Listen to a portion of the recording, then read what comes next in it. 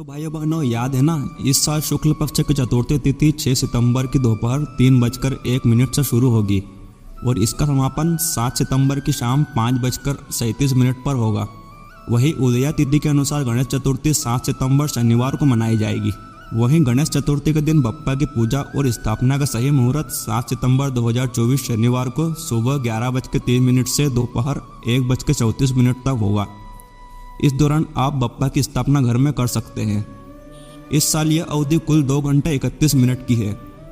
तो गणेश चतुर्थी से रिलेटेड आपकी सारी शंका को इस वीडियो में मैं आज दूर करने वाला हूँ। तो चलिए दोस्तों, बिना टाइम बर्बाद करे वीडियो की ओर बढ़ते हैं। भाइयों बहनों, सबसे पहले हम गणेश चतुर्थी का महत्व जानेंगे कि गणेश चतुर्थी का आखिर क्या महत्व है और इसके आखिर लाभ क्या है। दोस्तों, इसमें पहला है, गणेश चतुर्थी के दिन भगवान श्री गणेश जी की पूजा करने से सुख समृद्धि और शांति की प्राप्ति होती है। दूसरा, रुके हुए मांगलिक कार्य पूर्ण होते हैं। तीसरा, यदि किसी का बुध ग्रह कमजोर है और यदि वह इस दिन व्रत रखता है तो उससे बहुत ही ज़्यादा फायदा होता है। चौथा, इस दिन गणेश जी की पूजा करने से सभी मनोकामनाएं पूर्ण होती है। पांचवा, जीवन में यदि कोई रुकावट आ रही है तो इस दिन व्रत करने से सारी रुकावटें दूर हो जाती है। साथ ही घर में सुख समृद्धि, आर्थिक संपन्नता के साथ साथ ज्ञान और बुद्धि की प्राप्ति होती है। भाइयों बहनों, जानते हैं कैसी होनी चाहिए बप्पा की मूर्ति। भाइयों बहनों, गणेश जी की मूर्ति की सूंड हमेशा बाईं ओर होनी चाहिए। बाईं ओर सूंड वाले गणेश जी की प्रतिमा को वाममुखी प्रतिमा कहा जाता है। इस तरह गणेश जी सौभाग्य के भंडार होते हैं। दूसरी बात, गणेश जी को हमेशा बैठी हुई मुद्रा में ही लाना चाहिए। शास्त्रों के अनुसार बैठे हुए गणपति जी धन का प्रतिनिधित्व करते हैं। मान्यता ऐसी भी है कि गणेश जी की बैठी हुई प्रतिमा लाने से घर में बरकत की कभी कमी नहीं होती है। इससे घर के कार्य में तेजी आती है। और साथ ही गणेश जी की प्रतिमा खरीदते समय यह बात का हमेशा ध्यान रखना चाहिए कि प्रतिमा में मूषक अवश्य हो, क्योंकि गणेश जी का वाहन ही मूषक है और बिना मूषक की गणेश जी की मूर्ति की पूजा ठीक नहीं माना जाता। गणेश जी के एक हाथ में मोदक और दूसरे हाथ से आशीर्वाद देते हुए मूर्ति अवश्य लानी चाहिए। अब जानते हैं स्थापना और पूजा विधि के बारे में। मूर्ति की स्थापना के लिए चौकी। भगवान गणेश जी की मूर्ति की स्थापना के लिए आपको एक चौकी या पट्टा की आवश्यकता होगी। कभी भी भगवान को जमीन पर नहीं रखना चाहिए क्योंकि उनका स्थान ऊपर है। प्रतिमा की स्थापना के लिए एक उचित और साफ सुथरा स्थान अवश्य चुनें। दूसरा है कलश और नारियल। पूजा के लिए आपको कलश और नारियल की भी जरूरत पड़ती है। पूजा के दौरान आपको मूर्ति के पास में कलश भी स्थापित करना जरूरी होगा और इस कलश के ऊपर नारियल जरूर रखना चाहिए। साथ ही उसमें आम के पत्ते भी लगाए। तीसरा है लाल कपड़ा। भगवान की प्रतिमा की स्थापना के लिए आपको लाल कपड़े की आवश्यकता होगी। पूजा में लाल कपड़े का विशेष महत्व होता है। भगवान गणेश जी को चढ़ाने के लिए पंचामृत और उनके प्रिय मोदक को भी सामग्री में अवश्य शामिल कीजिए। और अन्य सामग्री में इसके अलावा आपको फूल, माला, दीपक, कपूर, लोचन, पान के पत्ते, हल्दी, पीला कपड़ा, सुपारी, दुर्वा घास, अगरबत्ती और रोली भी चढ़ानी होगी। अब हम आपको सावधानी बताने वाले हैं कि गणेश जी की पूजा के समय क्या सावधानी रखनी चाहिए। भगवान गणेश जी की प्रतिमा ईशान कोण में स्थापित करनी चाहिए और उनका मुख उत्तर दिशा में रखें। ईशान कोण का मतलब होता है उत्तर पूर्व दिशा। दूसरी बात, भगवान गणेश जी की प्रतिमा को चौकी पर रखने से पहले उसे अच्छे से साफ कर ले और गंगा जल छिड़क कर उसे शुद्ध जरूर करिए। तीसरी बात, चौकी को शुद्ध करने के बाद लाल कपड़ा बिछाकर उसके ऊपर अक्षत रखें। इसके बाद ही शुद्ध हाथों से गणपति बप्पा को उस चौकी पर स्थापित कीजिए। अगर आपके पास तांबे की मूर्ति है तो आप उसे गंगा जल से स्नान जरूर कीजिए। यदि आपके घर में गंगा जल नहीं है तो आप किसी भी पवित्र नदी का जल लेकर उसका उपयोग कर सकते हैं या अपने घर में रखे शुद्ध जल का भी उपयोग कर सकते हैं। इसके अलावा बप्पा की प्रतिमा के अगल बगल में रिद्धि सिद्धि जी को भी स्थापित करना होगा। इसकी जगह पर आप उनके अगल बगल सुपारी रख सकते हैं और भगवान की मूर्ति के दाईं ओर एक कलश में जल भरकर अवश्य रखिए। अब श्री गणेश जी को वस्त्र, जनेऊ, चंदन, दुर्वा, अक्षत, धूप, दीप, शमी पत्ता, पीले पुष्प और फल जरूर चढ़ाइए। इसके बाद हाथ में फूल और अक्षत यानी अक्के चावल लेकर गणपति बप्पा का ध्यान जरूर कीजिए। श्री गणेश जी को फल, फूल, मिठाई अवश्य चढ़ाइए और अंत में श्री गणेश जी की आरती अवश्य उतारिए। इसके अलावा गणेश जी की पूजा में कुछ विशेष सावधानियां हैं जिसे आपको गौर से जरूर सुनना चाहिए। पंडित श्री संजय तिवारी जी बताते हैं कि गणेश जी को तुलसी का पत्ता, बासी फूल, सफ़ेद वस्तु, टूटे चावल, सफ़ेद चावल नहीं चढ़ाना चाहिए। ये वस्तुएं उनके पूजन में वर्जित है। इसके पीछे एक पौराणिक कथा है। एक बार गणेश जी साधना कर रहे थे। तुलसी जी ने उन्हें देखकर उनसे विवाह करना चाहा, जिससे गणेश जी की तपस्या भंग हो गई।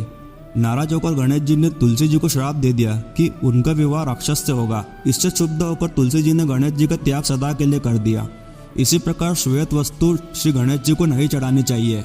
इसी प्रकार श्वेत वस्तु का भी गणेश जी की पूजा में निषेध कहा गया है, क्योंकि श्वेत रंग चंद्रमा का प्रतीक होता है। एक बार गणेश जी का शीत देखकर चंद्रमा जी ने उनका उपहास कर दिया था।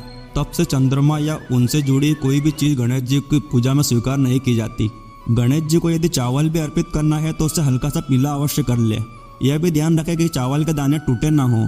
दूबी की माला उन्हें अत्यंत प्रिय है। दूबी को हल्दी में भिगोकर अर्पित करने से भगवान गणेश जी अत्यंत प्रसन्न होते हैं। गणेश जी की प्रतिमा का विसर्जन के पूर्व भगवान गणेश जी की विधिवत पूजा करने के बाद हवन करें और फिर गणेश जी का स्वास्ति वाचन का पाठ करें। अब विधिवत रूप से उन्हें दूसरे पाठ पर विराजमान करके उनके सामने फल, फूल, वस्त्र और मोदक के लड्डू रखें। एक बार पुनः आरती करके उन्हें भोग लगाइए और उन्हें नए वस्त्र पहनाइए। विसर्जन के लिए उन्हें जाते वक्त ससम्मान उन्हें पाठ पर विराजमान करके ले जाए। किसी भी तरह के अनुचित नारे न लगाए और न ही हुड़दंग करे। उनके साथ लड्डू और उनका पूजा का निर्माल्य भी ले जाए। गणेश जी के समक्ष हाथ जोड़कर क्षमा मांगते हुए उन्हें अगले बरस जल्दी आने का निवेदन करते हुए विसर्जित करें। यदि आप घर में ही किसी टब या हौद में विसर्जन कर रहे हो तो पूरी प्रक्रिया को निभाइए। निर्माल्य को एक जगह एकत्रित करके उचित स्थान पर विसर्जन करें। घर पर विसर्जन के बाद उस पानी या मिट्टी को फेंके नहीं, बल्कि पानी और मिट्टी घर के गमलों या गार्डन में विसर्जित कर दें। इस साल गणेश विसर्जन 17 सितंबर 2024 को होने वाला है, तो अच्छा सा मुहूर्त देखकर मंगलवार को गणेश जी का विसर्जन करें। अनंत चतुर्दशी के दिन भक्त धूमधाम से बप्पा की विदाई करते हैं। याद रहे अगले दिन बुधवार है और बुधवार को बप्पा का विसर्जन नहीं करना है। बुधवार को गणेश जी का दिन होता है, साथ ही इस दिन श्राद्ध भी आरंभ हो रहे हैं, इसलिए मंगलवार को ही विसर्जित करना है। आइए भाइयों बहनों, अब हम सुनते हैं गणेश जी की कथा। श्री गणेश जी के व्रत की पौराणिक कथा के अनुसार एक बार शिव तथा माता पार्वती नर्मदा नदी के किनारे बैठे थे। वहां माता पार्वती ने भगवान शिव के समय व्यतीत करने के लिए चौपड़ खेलने को कहा। शिव चौपड़ खेलने के लिए तैयार हो गए, परंतु इस खेल में हार जीत का फैसला कौन करेगा, यह प्रश्न उनके समक्ष उठा। तो भगवान शिव ने कुछ दिन के एकत्रित कर एक पुतला बनाया, उसकी प्राण प्रतिष्ठा कर दी और पुतले से कहा, बेटा हम चौपड़ खेलना चाहते हैं, परंतु हमारी हार जीत का फैसला करने वाला कोई नहीं है, इसलिए तुम बताना कि हम दोनों में से कौन हारा और कौन जीता है। उसके बाद भगवान शिव और माता पार्वती का चौपड़ खेल शुरू हुआ। यह खेल 3 बार खेला गया और संयोग से 3 ही बार माता पार्वती ही जीत गई। खेल समाप्त होने के बाद बालक से हार जीत का फैसला करने के लिए कहा गया, तो उस बालक ने महादेव जी को विजयी बताया। यह सुनकर माता पार्वती जी क्रोधित हो गई और क्रोध में उन्हें बालक को लंगड़ा होने, कीचड़ में पड़े रहने का श्राप दे दिया। बालक ने माता पार्वती से माफी मांगी और कहा कि यह मुझसे अज्ञानतावश हुआ है, मैंने ऐसा किसी से द्वेष भाव के कारण नहीं किया। बालक द्वारा क्षमा मांगने पर माता ने कहा, यहाँ गणेश पूजन के लिए नाग कन्या आएगी, उनके कहे अनुसार तुम गणेश व्रत करो, ऐसा करने से तुम मुझे प्राप्त करोगे। यह कहकर माता पार्वती शिव के साथ कैलाश पर्वत पर चली गई। 1 वर्ष के बाद उस स्थान पर नाग कन्याएं आई। तब नाग कन्याओं ने श्री गणेश जी के व्रत की विधि मालूम करने पर उस बालक ने 21 दिन लगातार गणेश जी का व्रत किया। उसकी श्रद्धा और भक्ति से गणेश जी प्रसन्न हो गए। उन्होंने बालक को मनवांछित फल मांगने के लिए कहा। उस पर बालक ने कहा, हे विनायक, मुझ में इतनी शक्ति दीजिए कि मैं अपने पैरों से चलकर अपने माता पिता के साथ कैलाश पर्वत पर पहुंच सकूं और वे यह देखकर प्रसन्न हो। तब बालक को वरदान देकर श्री गणेश जी अंतर्ध्यान हो गए। इसके बाद वह बालक कैलाश पर्वत पर गया और कैलाश पर्वत पर पहुंचने की अपनी कथा उसने भगवान शिव को सुनाई। चौपड़ वाले दिन से माता पार्वती जी शिव जी से विमुख हो गई थी। अतः देवी के रुष्ट होने पर भगवान शिव ने बालक के बताए अनुसार 21 दिन तक श्री गणेश जी का व्रत किया। इस व्रत के प्रभाव से माता पार्वती के मन में भगवान शिव के लिए जो नाराजगी थी वह समाप्त हो गई। तब यह व्रत विधि भगवान शंकर ने माता पार्वती को बताई। यह सुनकर माता पार्वती के मन में भी अपने पुत्र कार्तिकेय से मिलने की इच्छा जागृत हुई।